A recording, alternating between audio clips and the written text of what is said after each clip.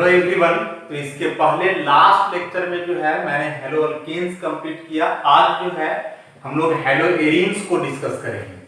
तो hello alkanes में क्या था कि उसमें हेलोजन जो है कोई एलिफेटिक चेन से जुड़ा हुआ रहा था। अभी हेलो एरीन्स है, मतलब इसमें जो हेलोजन एटम है वो डायरेक्ट एरोमेटिक रिंग का कार्बन एटम से जुड़ा हुआ रहेगा। अब चूंकि एरोमेटिक कंपाउंड्स तो बहुत सारे होते हैं, लेकिन ज्यादा फैमिलियर हम लोग हैं बेंजीन के साथ। तो इन शॉर्ट हम लोग जाने कि यदि बेंजीन रिंग में कोई हेलोजन डायरेक्ट जुड़ा हुआ हो तो वैसे कंपाउंड को बोलेंगे हेलो एरीन या फिर हेलो बेंजीन। अच्छा, एरीन है, उससे यदि एक हाइड्रोजन निकाल दिया जाए, उसमें हेलोजन जोड़ दिया जाए तो उसे ही हम लोग बोलेंगे हेलो एरीन। एग्जांपल के लिए जैसे बेंजीन हो, ऐसा इससे एक हाइड्रोजन कम करके एक हेलोजन लगा दे तो बेंजीन रिंग में आ जाएगा हेलोजन एटम, और यहां से H जो है बाहर हो जाएगा, तो इसको हम लोग बोलेंगे हेलो बेंजीन।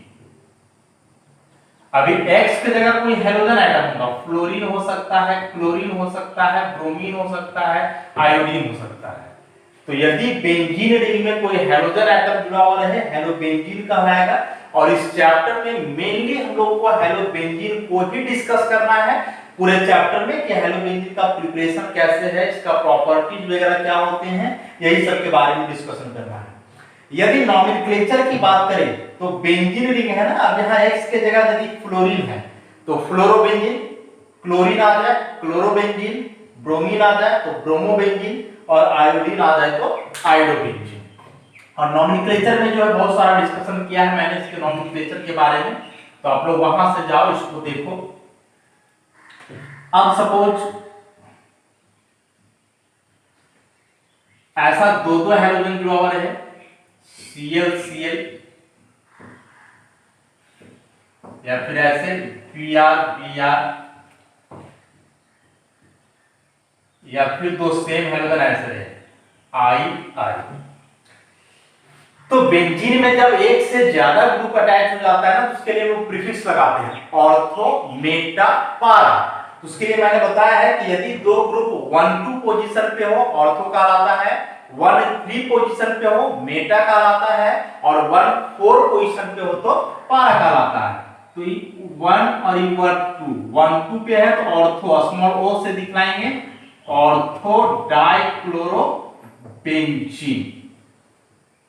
या फिर इस ऑर्थो का मतलब हुआ यहां 1-2, तो आप ऑर्थो डाइक्लोरो बेंजीन की जगह ऐसे लिख सकते हो 1-2 डाइक्लोरो बेंजीन।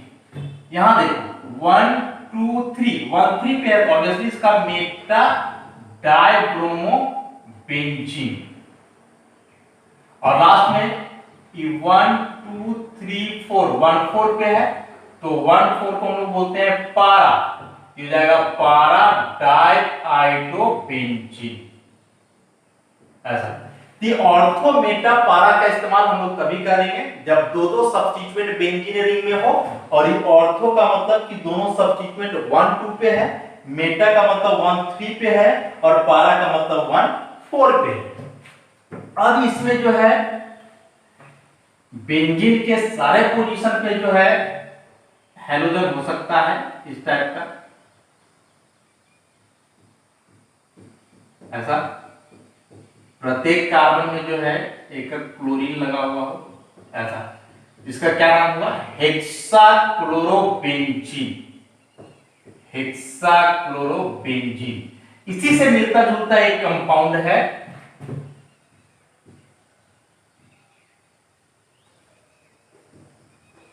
ऐसा प्रत्येक कार्बन में एक हाइड्रोजन और एक क्लोरीन।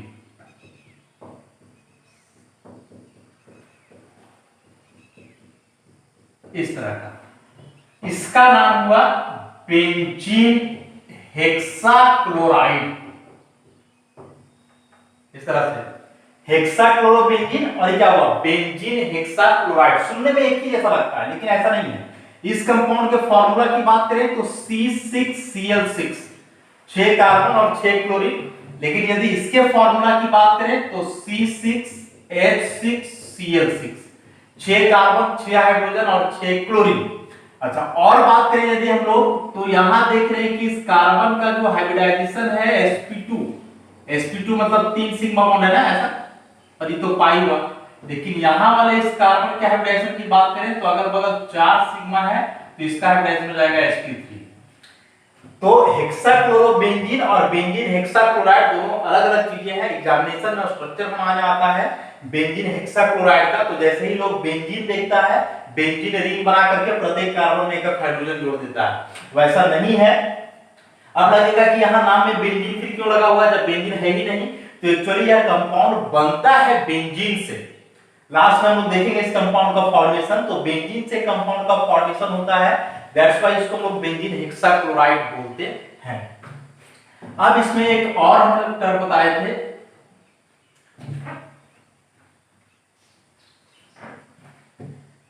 ऐसा कुछ कि बेंजीन में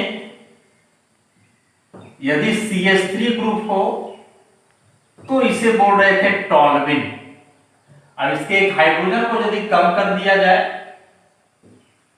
CH2, यहां कोई भी ग्रुप आ जाएगा, तो इस ग्रुप को हम लोग बोलते हैं बेंजाइल। वैसे ही यदि CH दो हाइड्रोजन को कम कर दिया जाए तो इसे हम लोग बोलेंगे बेंजल, और यदि तीनों हाइड्रोजन हटा दिया जाए ऐसा C, तो इस ग्रुप को हम लोग क्या बोल रहे थे, बेंजो ऐसा। तो बेंजीन में CH3 हो टॉल्विन, बेंजीन में CH2 लगा हुआ हो बेंजाइल, CH हो बेंजल और केवल C हो तो बेंजो। अभी जो बॉन्ड खाली है इसकी जगह पे कोई ग्रुप हो सकता है, सपोज यहां यदि हम लोग Cl कर दें, क्या नाम हो जाएगा, बेंजाइल क्लोराइड। यहां Br कर दो दोनों जगह, क्या हो जाएगा, बेंजल डाइब्रोमाइड। अब ऐसे यहां I कर दो तीनों जगह, तो benzo triiodide. Generally benzyl, benzal और बेंजो का इस्तेमाल जो है ना कॉमन नेम में किया जाता है। आईपीएससी नाम की बात करोगे तो नॉमेनक्लेचर में ही मैंने डिस्कस किया है कि यदि कोई फंक्शनल ग्रुप बेंजीन रिंग में ना जुड़ करके साइड चेन में रहे तो उस केस में बेंजीन को सब्स्टिट्यूएंट मान करके नाम इसका लिखा जाता है फिनाइल। तो यह हुआ क्लोरो, इसको बोलेंगे फिनाइल, और एक कार्बन का मीथेन, इसका नाम हो जाएगा क्लोरो फिनाइल मीथेन। वैसे इसका नाम लिखना चाहे तो दो ब्रोमीन है, डाइब्रोमो फिनाइल मीथेन, इसका ट्राइआइडो फिनाइल मीथेन ऐसा। तो ये कुछ इंट्रोडक्शन पार्ट है हेलोजेन्स का, नॉमेनक्लेचर, हेलोजन होता क्या है। सो अब जो हम लोग जानते हैं आइसोमेरिज्म के बारे में, तो हेलोबेंजीन में जो है जनरली आइसोमेरिज्म होता नहीं है। एक आइसोमेरिज्म हम लोग दिखा सकते हैं पोजीशन का, और वह भी डाई हेलोबेंजीन में। डाई हेलोबेंजीन में हम लोग पोजीशन आइसोमेरिज्म शो कर सकते हैं इस तरह का, जैसे अब बेंजीन रिंग है ऐसा, यहां Cl यहां Cl 1 2 पोजीशन पे है। वैसे ही अगला आइसोमर बनाएंगे इसका, तो ये 1 2 3 1 3 पे आ जा रहा है, और वैसे ही एक आइसोमर और बनाएंगे यदि इसका 1 2 3 4 1 4 पे आ जाएगा, तो ये 1 4 पे हुआ, 1 3 पे हुआ, 1 2 पे हुआ ऐसा। तो कंपाउंड का फार्मूला से मैं एक बेंजीन दो क्लोरीन है, लेकिन क्लोरीन का पोजीशन अलग-अलग है, 1 2 1 3 1 4। तो ऐसे डाइक्लोरोबेंजीन को हम लोग एक दूसरे का पोजीशन आइसोमर्स बोल सकते हैं। अब बात करें हम लोग हेलोजेन्स के मेथड्स ऑफ प्रिपरेशन का, तो जो सबसे पहला मेथड है हेलोबेंजीन बनाने का, वह मेथड क्या है, सबसे पहला method by direct halogenation of, by direct halogenation of benzene, benzene का डायरेक्ट हेलोजिनेशन से। इसमें होता क्या है ना कि बेंजीन का रिएक्शन करवाया जाता है हेलोजन से। हेलोजन की जगह आप क्लोरीन ले सकते हो या ब्रोमीन ले सकते हो। यहां कोई लेविस एसिड कैटलिस्ट रहता है, सपोज एनहाइड्रस AlCO3 लेकर के रखे हम लोग, तो यह क्लोरीन जो है बेंजीन में जो अभी देख रहे हो 6 कार्बन 1 2 3 4 5 6 वो कार्बन अभी आइडेंटिकल है, प्रत्येक कार्बन में एक हाइड्रोजन लगा हुआ है, तो किसी एक हाइड्रोजन को रिप्लेस करके वहां क्लोरीन जुड़ जाएगा और प्रोडक्ट ऐसा बनेगा Cl। अब यहां से हाइड्रोजन हटा और एक क्लोरीन बच गया, तो ये Cl बाहर, this one is chlorobenzene. Same reaction आप ब्रोमीन के साथ भी कर सकते हो, यदि यहाँ ब्रोमीन लोगे लेविस एसिड यही ले सकते हो, या फिर एनहाइड्रस FeBr3 का भी इस्तेमाल किया जा सकता है, तो इस बार ब्रोमोबेंजीन बनेगा। और ये जो हैलोजन है ना, इस बेंजीन का 6 कार्बन में से आप कहीं भी जोड़ सकते हो, क्योंकि 6 कार्बन अभी आइडेंटिकल है। सपोज इस बार ब्रोमीन यहाँ जोड़ दे तो ये बाहर हो जाएगा HBr और प्रोडक्ट क्या बन जाएगा, ब्रोमोबेंजीन। ऐसा तो यह हुआ डायरेक्ट हैलोजिनेशन ऑफ बेंजीन कि बेंजीन का रिएक्शन आप हैलोजन से करवाओ। हैलोजन में भी क्लोरीन और ब्रोमीन, फ्लोरीन और आयोडीन नहीं लेना है, आगे डिस्कस करेंगे हम उसको। कोई लेविस एसिड कैटलिस्ट के प्रेजेंस में तो बेंजीन का किसी भी एक कार्बन में जो है जाकर के हैलोजन जुड़ जाएगा, हैलोबेंजीन का फॉर्मेशन होता है। बात करें इसके मैकेनिज्म की, तो इसका मैकेनिज्म ऑलरेडी मैंने डिस्कस किया है जब इलेक्ट्रोफिलिक सब्स्टिट्यूशन रिएक्शन को बता रहा था उस समय डिटेल में। अभी थोड़ा इसको हम जो है जल्दी से करते हैं। तो हैलोजिनेशन ऑफ बेंजीन जो है ना, एग्जांपल है इलेक्ट्रोफिलिक सब्स्टिट्यूशन रिएक्शन, मतलब इसमें इलेक्ट्रोफाइल के द्वारा सब्स्टिट्यूशन होता है। तो उसके लिए 3 स्टेप जो है मैंने बताया था। स्टेप 1 में क्या होता है, इलेक्ट्रोफाइल का फॉर्मेशन। इलेक्ट्रोफाइल यहां जनरेट होता है, और इलेक्ट्रोफाइल कैसे बनता है, तो जिस हैलोजन को आप ले रहे हो ऐसा वो लेविस एसिड कैटलिस्ट से कंबाइन करेगा।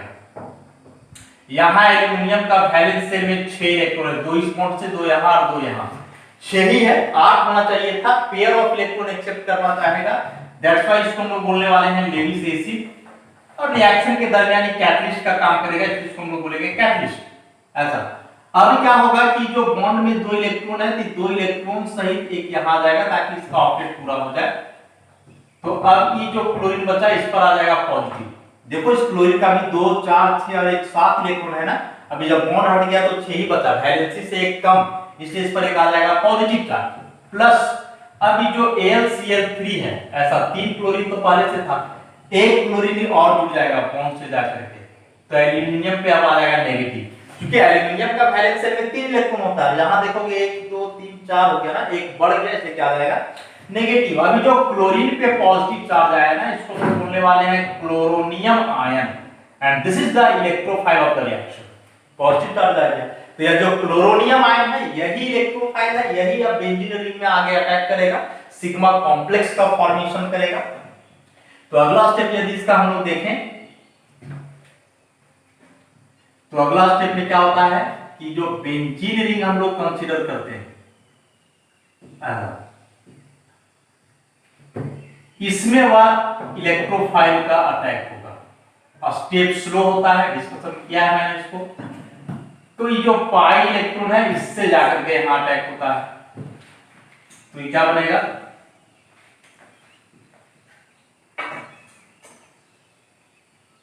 ऐसा इस पाई से यहां क्लोरीन के साथ, और चूंकि इसमें पहले से एक हाइड्रोजन है तो यहां एक हाइड्रोजन दिखा सकते हो। अब इस कार्बन पे आ जाएगा पॉजिटिव, फिर इसका हम रेजोनेंस स्टेबलाइजेशन करते हैं। ऐसा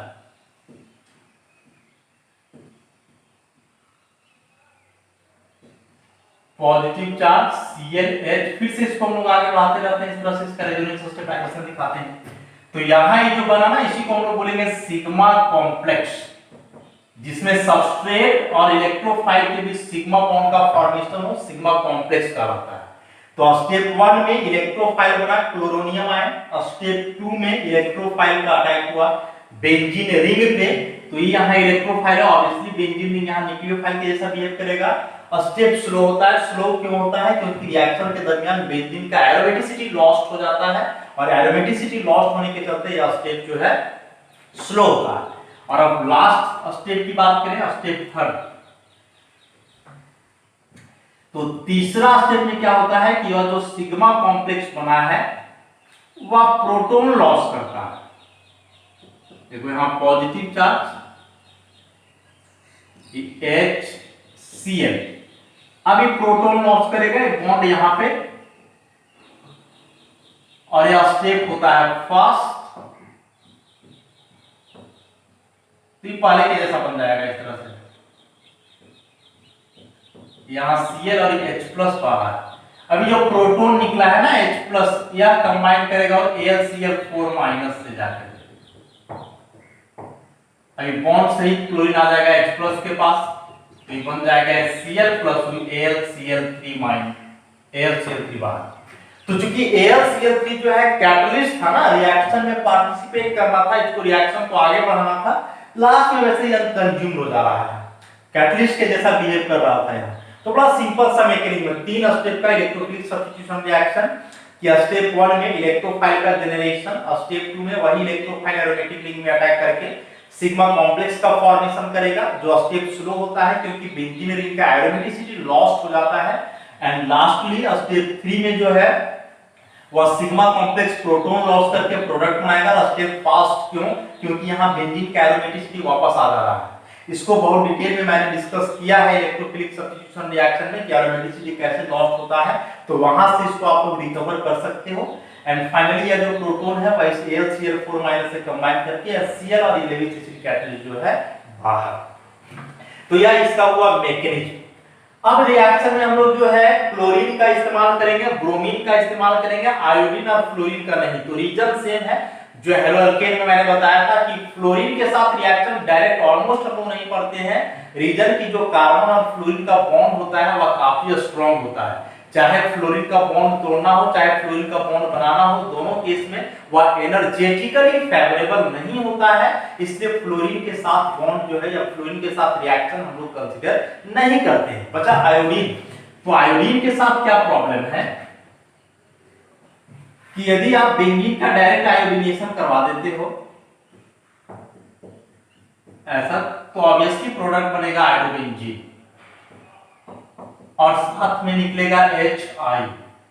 अब HI के साथ यहां प्रॉब्लम है कि HI जब वेरी स्ट्रॉन्ग रिड्यूसिंग एजेंट मतलब क्या करता है कि आयोडोबेंजीन को वापस जो है रिड्यूस कर देता है बेंजीन में, ऐसा यहां हुआ है। इसका जो है देखोगे तो ऑक्सीडेशन हो रहा है, ऐसा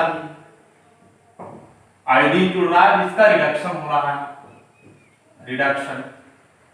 लेकिन इसी रिएक्शन को जब उल्टा लिखोगे ऐसा कि जो आयोडोबेंजीन बना है वह HI से कंबाइन कर जाएगा और बनाएगा बेंजीन प्लस I2, तो अब उल्टा हो जाएगा। अब यहां जो है इसका हुआ ऑक्सीडेशन और इस आयोडोबेंजीन का हुआ रिडक्शन। तो चूंकि HI जो है आयोडोबेंजीन को रिड्यूस कर दे रहा है, इसलिए HI को हम लोग यहां बोलेंगे रिड्यूसिंग एजेंट। तो HI एक पावरफुल रिड्यूसिंग एजेंट है जो आयोडोबेंजीन को वापस रिड्यूस कर देता है बेंजीन में, इसलिए इस रिएक्शन को करवाने का कोई मतलब नहीं बनता है।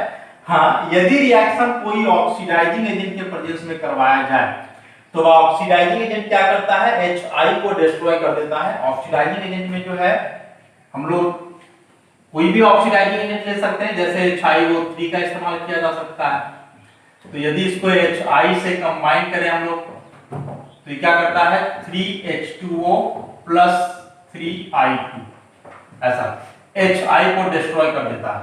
तो यदि यहां HiO3 लोगे तो ये HiO3 क्या करेगा, HI को डिस्ट्रॉय कर देगा, और जब HI रहेगा ही नहीं तो फिर ये जो आयोडोबेंजीन है इसका रिडक्शन पॉसिबल नहीं। तो ये आयोडीन के साथ रहा। अब क्या है कि इसमें देखोगे कि हैलोजन यदि एक्सेस में इस्तेमाल करते हो, जैसे बेंजीन का हैलोजनेशन करवाया मैंने Cl2, यहां कोई Levi's acid catalyst anhydrous FeCl3, तो क्या बना क्लोरोबेंजीन प्लस HCl। अब यदि इस क्लोरोबेंजीन का फिर से हम लोग हैलोजनेशन करना है Cl plus Cl2 anhydrous FeCl3, तो क्या बनेगा प्रोडक्ट यहां ऐसा। स्टार्टिंग में तो कोई प्रॉब्लम नहीं था ना, क्योंकि यहां बेंजीन का 6 का 6 कार्बन आइडेंटिकल है। लेकिन जब बेंजीन में एक हैलोजन ऑलरेडी जुड़ गया है तो जो मोनो सब्स्टिट्यूटेड बेंजीन होता है ना, तो उसका बाकी बचा हुआ 5 कार्बन आइडेंटिकल नहीं होता है।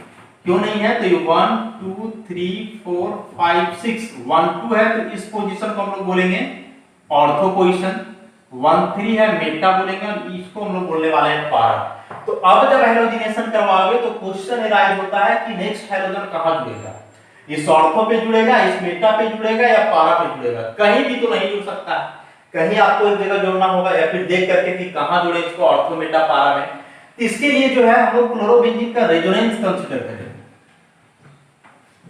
क्लोरोबेंजीन का यदि आप रेजोनेंस देखोगे ऐसा, क्लोरीन पे यहां 3 लोन पेयर होता है, लोन पेयर है इसका मतलब इसमें प्लस आर इफेक्ट होगा।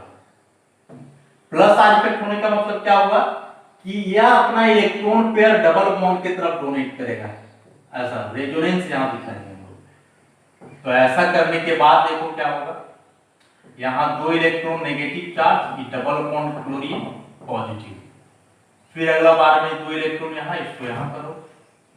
रेजोनेंस को मैंने डिस्कस किया है पहले, कैसे सारे स्ट्रक्चर्स बनाए जाते हैं, क्योंकि सारा बेसिक का ही इस्तेमाल होता है। उस समय भी मैंने बोला था कि विदाउट बेसिक आप ऑर्गेनिक का चैप्टर हैंडल नहीं कर पाओगे।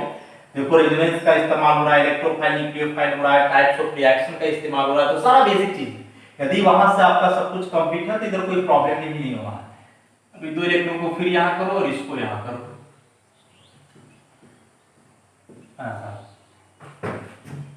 तो यहां फिर यहां 2 इलेक्ट्रॉन नेगेटिव चार्ज, यहां डबल बॉन्ड क्लोरीन पॉजिटिव।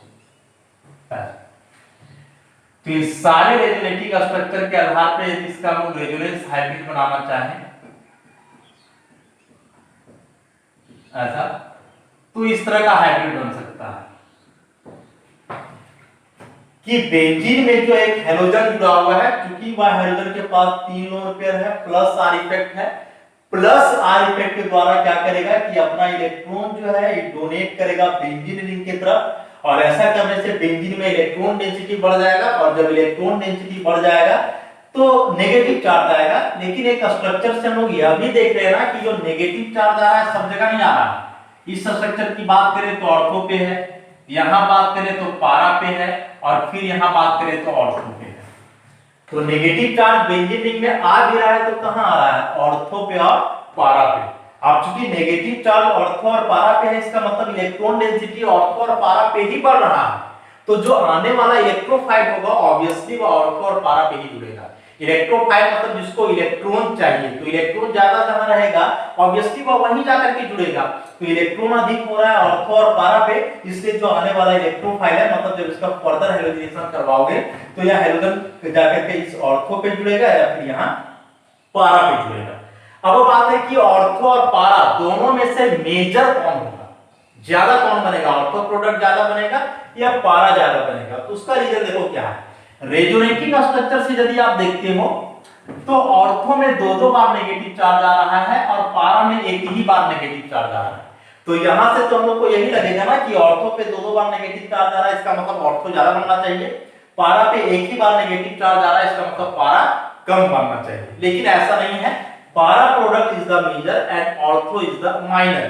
तो पारा ज्यादा कैसे बन जाता है, सो देखो क्लोरीन का यहाँ प्लस आर इफेक्ट है, ये तो आप देख लीजिए। अभी जो क्लोरीन है ना, इसका इलेक्ट्रोनेगेटिविटी तो कार्बन से ज्यादा होता है 3.0, और कार्बन का इलेक्ट्रोनेगेटिविटी हम लोग लेते हैं 2.5 ऐसा। अब चूंकि क्लोरीन का इलेक्ट्रोनेगेटिविटी कार्बन से अधिक है, तो इस केस में क्या होगा ना कि इस क्लोरीन का माइनस आई इफेक्ट भी होगा, और माइनस आई इफेक्ट के चलते क्या होगा कि सिग्मा बॉन्ड का इलेक्ट्रॉन को विड्रॉ करेगा, ऐसा सिग्मा बॉन्ड का इलेक्ट्रॉन को विड्रॉ करने वाला है। अब जाहिर सी बात है कि सिग्मा बॉन्ड का इलेक्ट्रॉन विड्रॉ करेगा तो सबसे ज्यादा इलेक्ट्रॉन किसका विड्रॉ करेगा, बगल वाले का, ये ऑर्थो का, और इधर भी है तो इसका। ये जो पारा वाला है तो दूर है ना, और हम लोग पढ़े कि जो इंडक्टिव इफेक्ट है वह डिस्टेंस बढ़ने से घटता है। तो क्लोरीन का दोनों बात हुआ, प्लस आर और माइनस आई। प्लस आर के थ्रू अपना इलेक्ट्रॉन बेंजीन को देगा, लेकिन माइनस आई के थ्रू सिग्मा इलेक्ट्रॉन को विड्रॉ करेगा। अब चूंकि आई इफेक्ट जो है डिस्टेंस पे डिपेंड करता है, तो जो अगल बगल वाले बॉन्ड है उसका इलेक्ट्रॉन सबसे ज्यादा विड्रॉ करेगा। तो अगल बगल में ऑब्वियसली ऑर्थो पोजीशन पे है, पारा तो बहुत दूर है, तो पारा का जो सिग्मा इलेक्ट्रॉन है उसको क्लोरीन उतना ज्यादा विड्रॉ नहीं करेगा। तो ये प्लस आर और माइनस आई दोनों इफेक्ट को कंबाइन करके देखोगे तो रिजल्ट आएगा कि पारा पे इलेक्ट्रॉन डेंसिटी ज्यादा होगा किसकी तुलना में, ऑर्थो की तुलना में। इसलिए पारा प्रोडक्ट ही मेजर होता है। या इससे भी अलग देखोगे तो अस्टेरिक फैक्टर यहां पे आता है। अस्टेरिक फैक्टर क्या आता है कि यदि दो क्लोरीन को 1,2 पोजीशन पे आप जोड़ते हो और उसी केस में यदि दो क्लोरीन को आप 1,4 पे जोड़ते हो तो ये ग्रुप पे देखो यहां डिस्टेंस ज्यादा है और यहां देखो अगल बगल है ऐसा। तो इसमें अगल बगल होने के चलते क्या होगा ना कि इसमें अस्टेरिक रिपल्सन होगा, अस्टेरिक रिपल्सन होगा। और इसमें ग्रुप एक दूसरे से काफी दूर है तो इसमें कोई रिपल्सन नहीं या फिर उतना ज्यादा रिपल्सन नहीं होगा। तो यहाँ अस्टेरिक रिपल्सन के चलते भी जो है इसका स्टेबिलिटी कम हो जाएगा और यह प्रोडक्ट जो है माइनर अमाउंट में बनेगा। तो दोनों फैक्टर या तो आप इलेक्ट्रॉनिक फैक्टर भी देख सकते हो या फिर यहाँ से अस्टेरिक फैक्टर भी देख सकते हो। दोनों फैक्टर के आधार पर जो है पारा प्रोडक्ट डोमिनेट करेगा और ऑर्थो प्रोडक्ट कम बनेगा। एक तो इलेक्ट्रॉन डेंसिटी भी यहाँ कम हो जा रहा है ऑर्थो पे माइनस आई इफेक्ट के चलते, और दूसरा जो अगल बगल ग्रुप हो जा रहा है उसके चलते रिपल्सन होगा जिसको हम लोग अस्टेरिक रिपल्सन बोलेंगे। तो ये दोनों फैक्टर के आधार पे पारा प्रोडक्ट मेजर बनेगा और ऑर्थो प्रोडक्ट इसमें माइनर होगा। तो यदि आप इसका रिएक्शन ऐसे करवाते तो यदि क्लोरोबेंजीन का फर्दर इलेक्ट्रोफिलिक सब्स्टिट्यूशन रिएक्शन हम लोग करवाएं मतलब फर्दर हैलोजिनेशन करवाएं तो अभी डिस्कशन के आधार पर जो है हम लोगों ने देखा कि इस केस में ऑर्थो पारा दो प्रोडक्ट बनेगा और पारा प्रोडक्ट मेजर। ऐसे यदि यह पोजीशन 1 है इसको 2 3 4 माना जाए तो अगला बार जो क्लोरीन जुड़ेगा 2 पे जुड़ेगा ऑर्थो बनाने के लिए, एक बार 4 पे जुड़ेगा पारा बनाने के लिए और पारा प्रोडक्ट मेजर हो जाएगा, ऑर्थो प्रोडक्ट जो है इसमें माइनर। तो याद रखोगे कि यदि हैलोबेंजीन का फर्दर हैलोजिनेशन करवाया जाए तो वो जो फर्दर हैलोजन एटम है ऑर्थो या फिर पारा पे जुड़ेगा। रीजन ऑलरेडी हमने एक्सप्लेन किया है। अब इसमें एक बात करें हम लोग side chain halogenation. Side chain halogenation यहां जो है अल्काइल बेंजीन है, सपोज मिथाइल बेंजीन या इसी को टॉल्यूइन बोल रहे हैं, दो केस है हैलोजिनेशन करवाएं एनहाइड्रस AlCl3 के प्रेजेंस में और एक यहां हैलोजिनेशन करवाएं सनलाइट के प्रेजेंस में। तो जब यहां एनहाइड्रस AlCl3 रहेगा ना लेविस एसिड कैटलिस्ट तो इस केस में जो है न्यूक्लियर हैलोजिनेशन होगा, न्यूक्लियर हैलोजिनेशन। और यदि यहां सनलाइट रहे तो साइड चेन हैलोजिनेशन।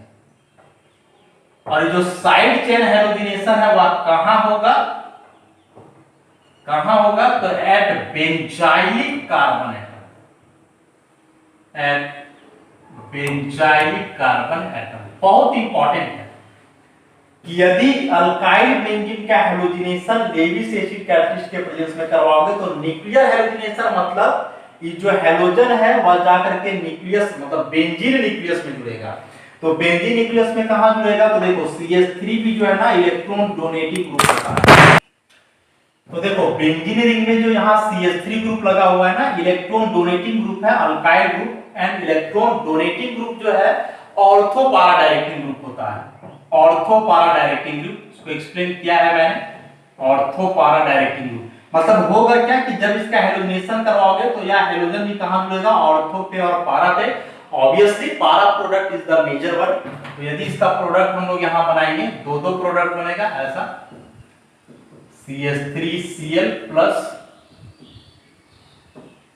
CH3 और एक यहां पारा पे जुड़ेगा और पारा वाला प्रोडक्ट जो है मेजर हो जाएगा और ये ऑर्थो प्रोडक्ट जो है माइनर हो जाएगा 1 2 3 4। तो यदि अल्काइल बेंजीन का आप न्यूक्लियर हैलोजिनेशन करवाते हो लेविस एसिड कैटलिस्ट के प्रेजेंस में तो हैलोजन एटम जाकर के ऑर्थो और पारा पे जुड़ेगा और इस केस में जो पारा प्रोडक्ट है वह मेजर होगा, ऑर्थो प्रोडक्ट जो है वह माइनर होगा। लेकिन यदि इसी का हैलोजिनेशन आप सनलाइट में करवाते हो तो बोला साइड चेन हैलोजिनेशन मतलब बेंजीन में हैलोजन नहीं जुड़ेगा। इस बार हैलोजन कहां जुड़ेगा जो साइड में कार्बन है उसमें, और किस कार्बन में बेंजाइलिक कार्बन। बेंजाइलिक कार्बन मतलब वह कार्बन जो डायरेक्ट बेंजीन रिंग से जुड़ा हुआ है ऐसा। तो इसमें जो प्रोडक्ट बनेगा कुछ इस तरह का बन जाएगा CH2Cl प्लस HCl ऐसा। बेंजाइल क्लोराइड यहां से बनेगा, बेंजाइल क्लोराइड। क्यों ऐसा होता है, क्या अंतर है इसमें?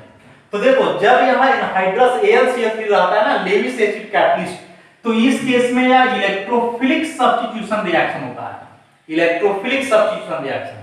लेकिन जब यहाँ आप सनलाइट लोगे तो इस केस में इलेक्ट्रोफिलिक सब्स्टिट्यूशन रिएक्शन ना होकर के बल्कि यहाँ होता है फ्री रेडिकल सब्स्टिट्यूशन रिएक्शन। ऐसा, यही दोनों में अंतर है कि यदि सनलाइट के प्रेजेंस में हैलोजिनेशन करवाते हो, साइड चेन हैलोजिनेशन होगा जो कि फ्री रेडिकल सब्स्टिट्यूशन रिएक्शन है, लेकिन यदि लेविस एसिड कैटलिस्ट के प्रेजेंस में करवाओगे तो न्यूक्लियर हैलोजिनेशन होगा जो कि एक इलेक्ट्रोफिलिक सब्स्टिट्यूशन रिएक्शन है। मतलब यहाँ फ्री रेडिकल के द्वारा सब्स्टिट्यूशन होगा, हैलोजन यहाँ फ्री रेडिकल का काम करेगा, और इस केस में जो है हैलोजन इलेक्ट्रोफाइल का काम करेगा, पॉजिटिव चार्ज रहेगा, इसलिए इसको हम लोग इलेक्ट्रोफिलिक सब्स्टिट्यूशन रिएक्शन बोलेंगे। अब इसमें अलग केस देखोगे कि अल्काइल ग्रुप यदि मिथाइल के अलावे कुछ हो, ऐसा सपोज यहां मिथाइल के अलावे आप इथाइल ले लो CH2CH3 और इसका यहां हैलोजिनेशन करवाओ सनलाइट से, उसी प्रकार से आप यहां आइसोप्रोपाइल भी ले सकते हो Cl2H और सेम केस में जो है टर्शियरी ब्यूटाइल ग्रुप भी ले सकते हो, ऐसा।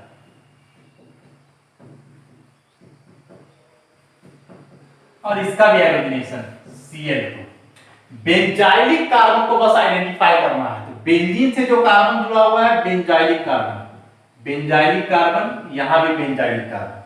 अब क्या होगा कि बेंजाइलिक कार्बन में ही हैलोजन को जोड़ना है, तो बेंजाइलिक कार्बन में हैलोजन तब जुड़ेगा ना जब यहाँ हाइड्रोजन होगा, क्योंकि यह एक सब्स्टिट्यूशन रिएक्शन है, तो इस कार्बन में पहले से एक हाइड्रोजन होना चाहिए जिस हाइड्रोजन को यह हैलोजन रिप्लेस करे।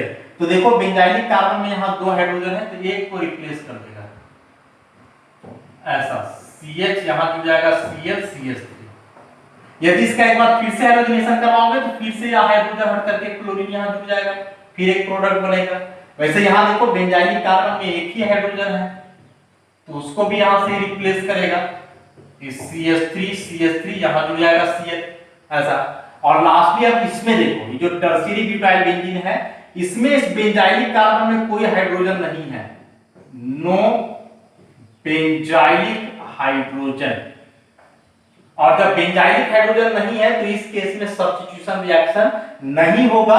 क्लोरीन, चूंकि यहाँ कोई एटम होना चाहिए था ना हाइड्रोजन जिसको यह क्लोरीन रिप्लेस कर पाता, लेकिन यहाँ हाइड्रोजन नहीं है तो रिप्लेसमेंट नहीं हो पाएगा, मतलब यहाँ सब्स्टिट्यूशन रिएक्शन नहीं होगा, नो रिएक्शन, ऐसा। तो याद रखना है कि साइड चेन हैलोजिनेशन हमेशा बेंजाइलिक कार्बन में होगा। और बेंजाइलिक कार्बन में क्यों होगा? क्योंकि इससे जो फ्री रेडिकल बनता है ना, बेंजाइल फ्री रेडिकल ज्यादा स्टेबल होता है। इसका स्टेबिलिटी हम लोगों ने फ्री रेडिकल में ऑलरेडी देख करके रखा है। मान लो कि यदि क्लोरीन यहाँ हम लोग इस कार्बन में ना जोड़ करके यहाँ जोड़े ऐसे, तो यदि क्लोरीन को यहाँ जोड़ोगे ना ऐसा CH2Cl, तो उसके लिए फ्री रेडिकल बनना पड़ेगा यहाँ से, ये फ्री रेडिकल। और यह कोई बेंजाइलिक फ्री रेडिकल नहीं है, लेकिन यदि क्लोरीन को आप यहाँ जोड़ रहे हो तो ये CH3 हो जाएगा और यहाँ आएगा रेडिकल, ये बेंजाइल रेडिकल। और बेंजाइल रेडिकल जो है ना उसका स्टेबिलिटी ज्यादा होता है, तो ज्यादा स्टेबल रेडिकल है, इसलिए हमेशा जो हैलोजन है वो कहां जुड़ेगा? बेंजाइलिक कार्बन में। तो साइड चेन हैलोजिनेशन के दरमियान क्लोरीन या कोई भी हैलोजन बेंजाइलिक कार्बन में ही जुड़ेगा और प्रोडक्ट बनेगा। यदि बेंजाइलिक कार्बन में हाइड्रोजन है तो सब्स्टिट्यूशन रिएक्शन होगा, और जितने हाइड्रोजन है उतना बार सब्स्टिट्यूशन हो सकता है। लेकिन यदि बेंजाइलिक कार्बन में कोई हाइड्रोजन नहीं है तो उसका सब्स्टिट्यूशन नहीं होगा, वह रिएक्शन नहीं होगा। तो इस तरह से एक मेथड हम लोग आज कंप्लीट किए हैलोबेंजीन बनाने का, इसको आप लोग ध्यान से देखोगे। धन्यवाद।